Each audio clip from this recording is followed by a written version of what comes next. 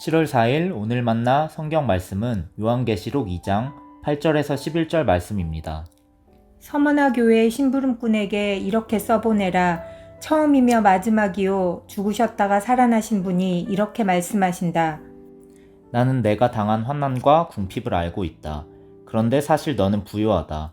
또 자칭 유대 사람이라는 자들에게서 내가 비방을 당하고 있는 것도 나는 알고 있다. 그러나 사실 그들은 유대 사람이 아니라 사탄의 무리다. 내가 장차 받을 고난을 두려워하지 말아라.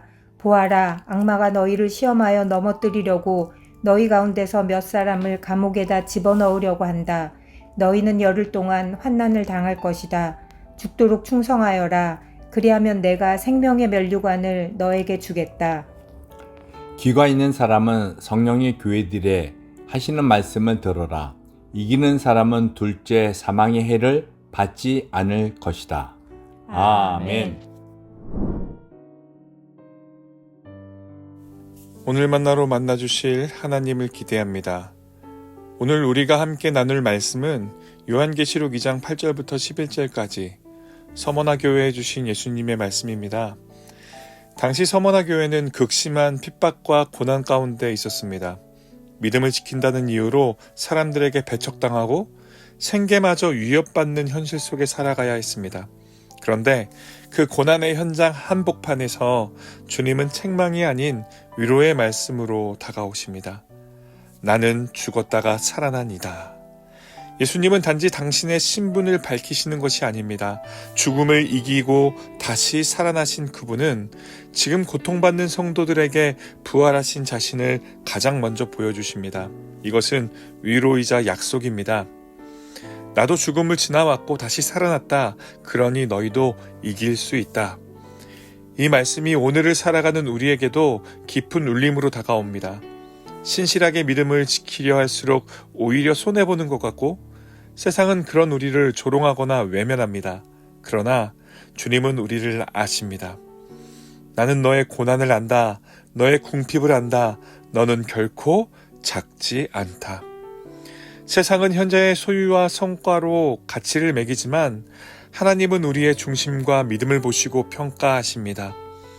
서머나 교회는 유대인의 모함으로 인해 사회적으로 고립되었고 경제적으로도 큰 불이익을 겪으며 살아야 했습니다. 직장에서 불이익을 받고 공동체에서도 배제되는 일이 다반사였습니다. 그러나 예수님은 그들을 향해 이렇게 말씀하십니다. 너는 실상 부요한 자다. 진짜 부요함이란 무엇일까요? 소유가 아니라 믿음입니다. 환경이 아니라 약속입니다. 지금은 아무것도 없는 것처럼 보여도 주님은 그들에게 생명의 관을 약속하셨습니다. 그것이야말로 누구도 빼앗을 수 없는 영원한 부요입니다.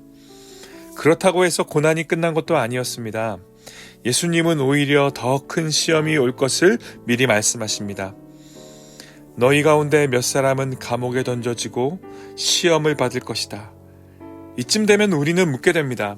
주님, 왜 고난을 그냥 없애주지 않으시나요?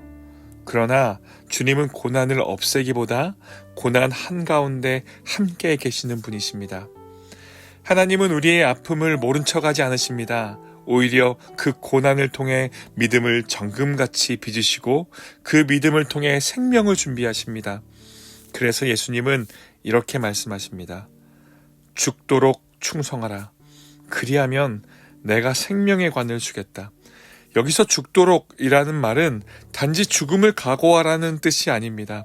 그것은 어떤 상황에서도 비록 고난이 끝나지 않아도 끝까지 하나님을 신뢰하며 살아가는 삶을 말합니다. 날마다 작은 걸음으로 하나님께 충성하는 삶, 그 삶의 끝에 주님이 친히 씌워주실 생명의 관이 준비되어 있습니다. 사랑하는 성도 여러분, 지금 여러분이 서 있는 자리가 끝나지 않는 겨울같이 느껴질 수도 있습니다. 아무리 애써도 이해받지 못하고 진심이 왜곡되어 전해질 때에 낙심이 밀려올 수도 있습니다. 하지만 기억하십시오. 주님은 여러분의 마음을 아십니다. 아무도 알아주지 않는 그 믿음의 수고, 외롭고 꾸준한 순종의 걸음을 주님은 결코 잊지 않으십니다. 그분은 오늘도 우리에게 말씀하십니다. 두려워하지 마라. 끝까지 충성해라. 내가 너에게 생명의 관을 줄 것이다. 이 말씀은 2000년 전 서머나 교회에만 주어진 말씀이 아닙니다. 오늘 이 시대를 살아가는 우리에게도 주시는 살아있는 하나님의 약속입니다. 그러니 오늘의 두려움보다 주님을 더 크게 바라보십시오. 당장의 결과보다 하나님의 약속을 붙드십시오. 그 길의 끝에는 죽었다가 살아나신 분, 영원한 생명을 주시는 예수 그리스도가 기다리고 계십니다. 그 은혜 안에서 오늘 하루도 믿음의 걸음을 이어가는 모든 높은 뜻 성도님들 되시기를 주님의 이름으로 축복합니다. 기도하겠습니다. 주님, 고난 속에서도 우리와 함께 하시고 말씀하시는 하나님 감사합니다. 세상이 외면하는 자리에서도 끝까지 주님을 신뢰하며 살아가게 하소서. 흔들리는 믿음 속에서도 죽도록 충성하는 믿음을 살게 하시고 마침내 주님이 주시는 생명의 관을 기쁨으로 받아 누리게 하옵소서. 예수님의 이름으로 기도드립니다. 아멘. 두 가지 기도 제목으로 함께 기도하겠습니다. 첫째, 고난과 시험 속에서도 하나님을 향한 신실함을 놓지 않고 끝까지 충성한 믿음의 사람으로 살아가게 하소서. 둘째, 교회와 청년들이 주님의 음성에 귀를 기울이며 세상의 유혹 속에서도 복음을 따라 살아가는 세대가 되게 하소서. 함께 기도하신 후 각자의 기도를 이어가겠습니다.